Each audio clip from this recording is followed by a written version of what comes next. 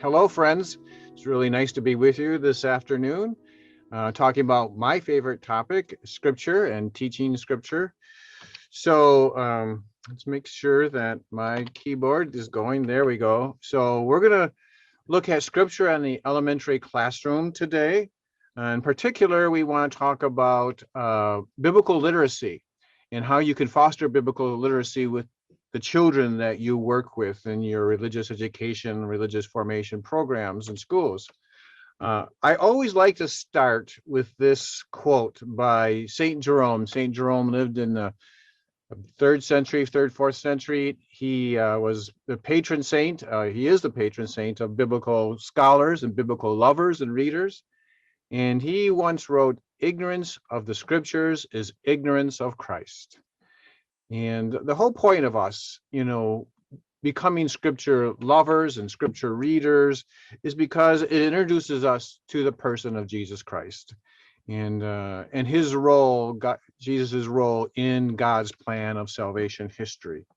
And that's the core of our faith. It's the foundation that our faith is built on. And that is why in the documentation of the church, when it comes to what is our role as catechists, religious educators, that I think this is often not brought out strongly enough. But this is from the General Director of Catechesis. And just listen. For this reason, the church desires that in the ministry of the word and religious education and catechesis is considered part of the ministry of the word, sacred scripture should have a preeminent position. And of course, preeminent means above all. It means first in first place. And sometimes I like to just ask educators, like, if someone walked into your classroom, would they recognize that the scripture is preeminent? I'd love to see classrooms when I go in where there are Bibles, where the children are using scripture, and where the teacher is reading from and referring their young people to the Bible directly. And then, the question becomes for us as educators, I always like to start with that phrase, start with the end in mind. And from that perspective, I have asked the question, since St. Mary's Press really started taking on this idea of becoming making biblical literacy a central part of our mission. Ask the question, how would you describe a biblically literate person? Just ponder that for a few seconds. If you were to describe a biblically literate person, what knowledge is required? What skills do they have? And as we pondered this at St. Mary's Press, we came up with a scaffold, a framework to build biblical literacy on. And there's three main goals in this scaffold, and they neatly lined up with the mnemonic ABCs of biblical literacy. I just want to briefly introduce them, and then for the next few minutes, I want to talk about them a little bit more in depth. So the first goal is the access goal. A person who's biblically literate can access the Bible. They know how the Bible is set up. They know the sections of Scripture. They know the difference between the Old and the New Testament. They kind of have a sense of what books are in which testament and what books are in which section of the Bible. The B stands for big picture. A biblically literate person understands that overall scope of salvation history, the big picture that the scripture is trying to reveal to us, the big picture of God's plan that we call salvation history, which of course culminates in the life and the teaching and the death and resurrection and ascension of Jesus Christ. And then the third big goal of biblical literacy that really makes up a biblically literate person is context. A biblically literate person knows that the scripture must be interpreted in proper context. And these three goals, they take a lifetime to master, right? But we can certainly begin teaching them even to young people who are, in first and second grade, to start them on that journey of becoming biblically literate and really growing to love the Bible. So let's take a look at those things. So this access goal. In this goal, our goal would be to help children become knowledgeable and comfortable in using the Bible. So that would mean knowing the Bible structure, being able to find a Bible passage. I know we can refer to, if we're all using the same Bible page numbers, but we want to eventually move our children to be able to say, if I say, look up John 3:16, they're going to understand, I got to find the Gospel of John, chapter 3, verse 16. And to have a basic understanding of the names of the books of the Bible in the order in which some of those key books occur. So, and in that sense, we want them to understand that the Bible, even though it's one book, is a collection of books, and it's organized almost like a bookshelf. So you're going to see this image in the Catholic Children's Bible, this image of a bookshelf with the different sections of the Bible laid out. So we have the Pentateuch, the heart of the Old Testament, the first 5 books.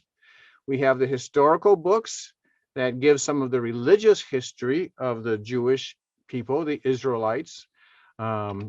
We have the wisdom books, which collect wise sayings and poetry.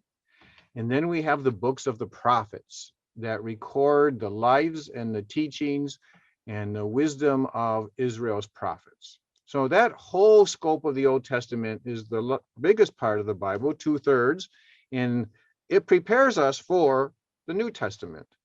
And in that section, in the New Testament, of course, we have the Gospels, Matthew, Mark, Luke, and John, and then the Acts of the Apostles, which is really part 2 of Luke's Gospel. We have the letters that comprise mostly the rest of the New Testament that are written by the apostles, the early or their followers. And then we have that interesting book, the book of Revelation, that comes at the very end. And so just understanding that this is the way that the Bible is laid out.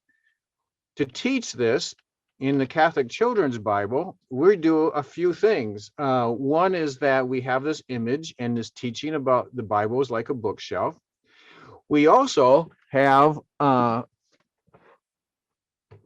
the sections of the Bible on the bottom edge. I don't know if you can see me in your screen right now, but I got the Catholic Children's Bible. So those 6 major sections of the scriptures of the Old New Testament are color coded, and they're coded in the same colors that the books on the bookshelf in this image is. So that if you're trying to help a young person find the prophets, you can say, let's go to the orange section, the section that's colored orange on the bottom. We, of course, have tabs, colored tabs that have all the book names. And we've really did a lot of study to understand how to make the Bible easy to use by early readers. And one of the keys is consistent location of page numbers. So that's all of this is part of enabling a young person, even a young child, to start to grow in those access skills of Scripture. You can see here that we laid out the table of contents to show those different sections and the colors that are used to show those different sections. And what I wanted to just say, there's lots of ways that we in our teacher guides help you to keep building on this. One of the fun things I have seen, and it's really it's something that you can do even with like probably 2nd graders, for sure 3rd graders. And that is to build your own Bible bookshelf in the classroom. When I first saw this, I thought, that's ingenious. And of course, it wasn't a Protestant church, because they tend to be ahead of us in using Scripture. But they had their children bring in boxes of various sizes, like cereal boxes, pasta boxes, cake boxes. And then they had their children cover those boxes with colored paper or plain paper. And on the edge of the box, they had to collect 73 boxes, and they wrote the names of the books of the Bible, 1 book on each box. And then the teacher had them practice putting the boxes with the Bible that represented Bible books on a bookshelf that she had in her room. And they got, and I've talked to several teachers who have done this. The children get quite good at it, and then eventually it becomes a contest. Just throw all the boxes on the ground have them go up in groups of 2 or 3 and see who can put the boxes on the shelf in the correct order the fastest. And it's amazing how they love to do this and they catch on with it. Okay, just one idea. There's many, many others. And I'd just say that if you're looking for ideas for how to foster biblical literacy, in our Discover program that uses the Catholic Children's Bible, there are many, many ideas. And we have other books and resources that contain ideas for this. And you can also just contact us directly. People will put you right through to me. And if you're trying to get across a particular idea, I probably have 2 or 3 activities I could suggest for being able to do that. Okay, so this second goal, the big picture, to help children know and understand the biblical story of salvation history. For this goal, we really want to start to help them understand the people and the places and the events that make up that story of salvation history in Scripture. And we would love to get them to a place where they can tell that story themselves in their own words. And as they're able to do that, you know that if you really know something, you can explain it to someone else. And that would be our ultimate goal in this big picture. Here's just an example of a knowledge competency, some important places that are in Scripture. You can see a column, some important people, of course, starting with Adam and Eve and going up to Jesus, and of course, beyond to the apostles. And then events like the creation and the flood and the Exodus and the birth of Christ, okay? So these are all things, events, places, and people that a biblically literate person would understand and know their importance in that story of salvation history. So how do we teach this to children? Well, here's a timeline.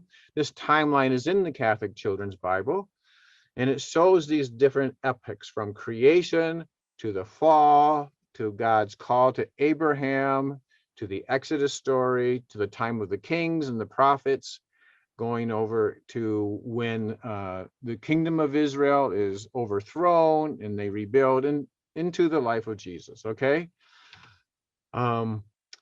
We help children, and we help you do this in the Catholic Children's Bible by having 125 2-page spreads that focus on key people and events in salvation history.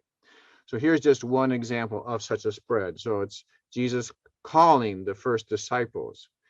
Now, the Catholic Children's Bible has the complete text of Scripture. It's a complete Bible, which we have found that educators wanted to help children really become familiar being able to use Scripture and find the various scriptural stories they wanted to use in their class. But we also wanted some guidance for working our way through the story of salvation history. And we carefully chose these 125 important stories from Scripture to give a real complete vision of the scope of salvation history. And what's beautiful in the Children's Bible is it's so beautifully illustrated. The pictures themselves teach. We have a short excerpt from the Scripture that gives the core of the story. And then we have a couple other pieces that we'll get to in just a minute. So in the Old Testament, we have these phases: the time of creation, the time of the Exodus. These are all images from the Children's Bible. The time of Israel's kingdom, the fall of the kingdoms, and the return from exile. And going into the New Testament, we have the birth of Christ, of course, his baptism and public life, and his passion, death, and resurrection. Pentecost.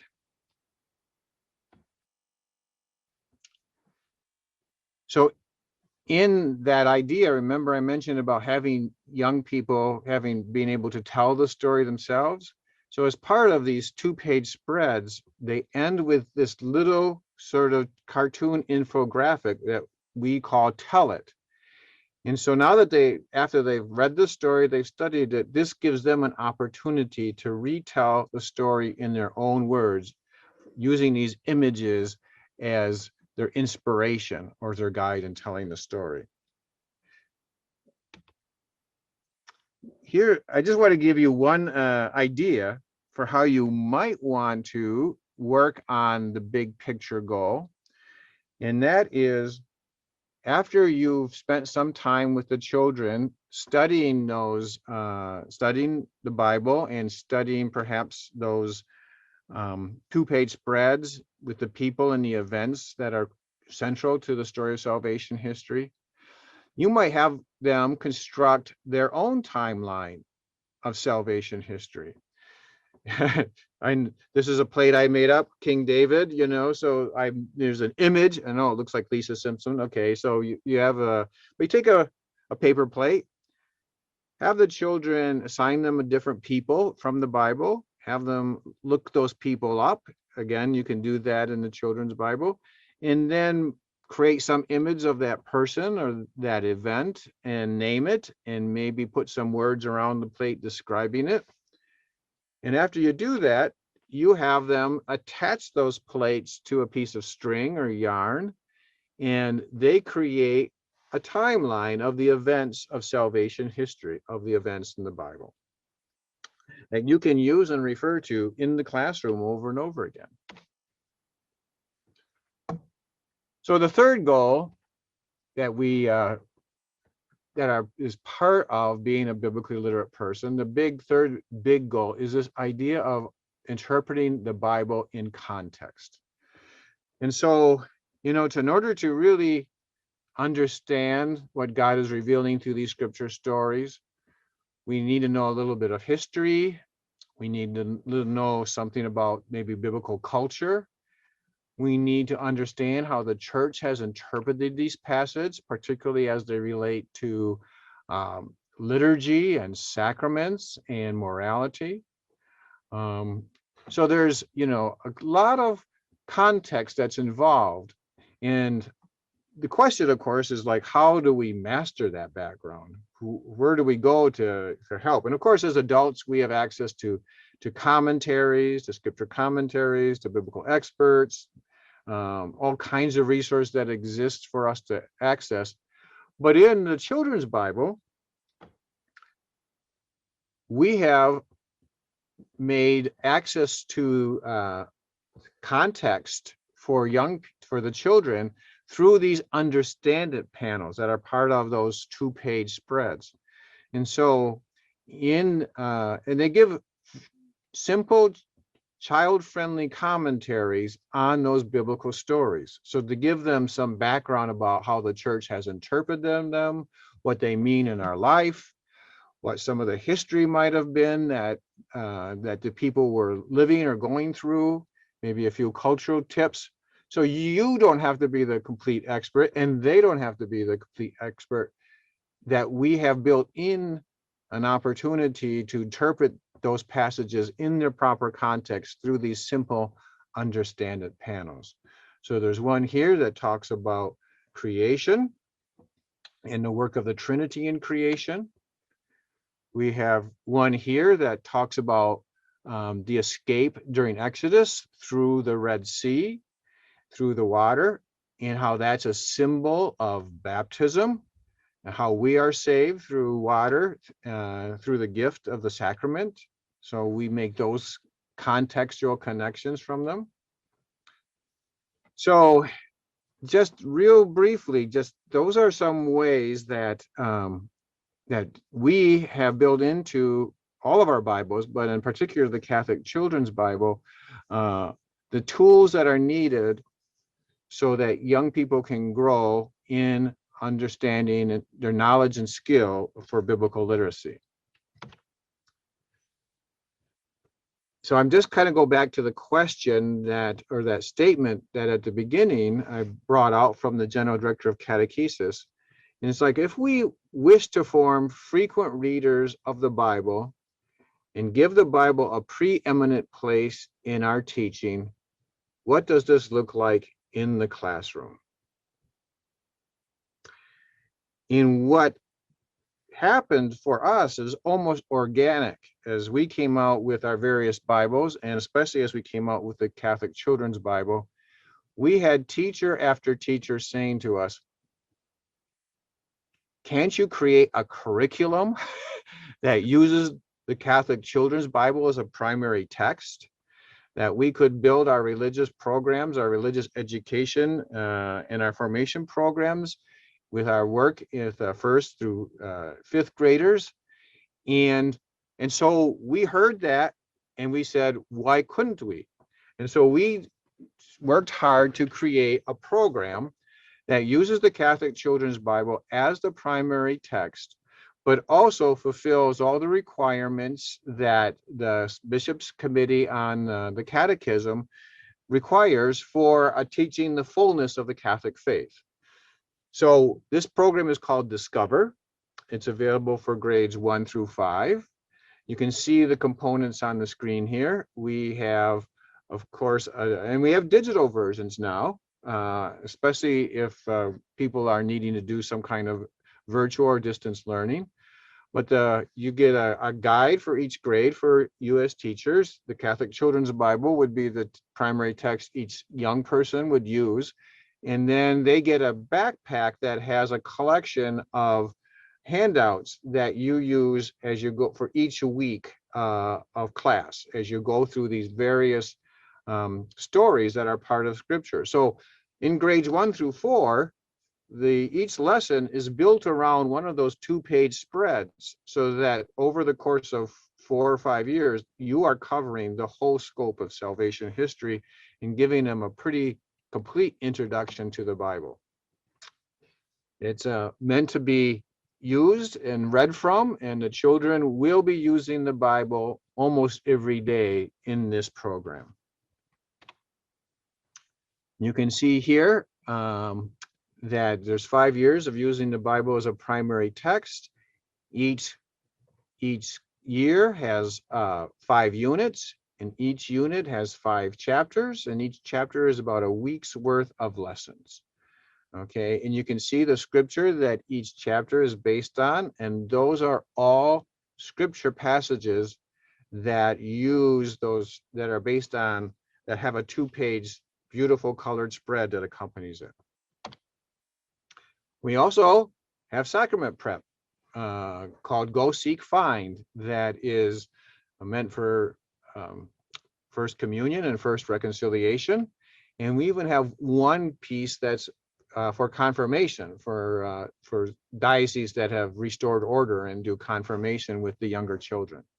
And this program, sacramental program, is set up very similarly to Discover, where the Bible is the primary text.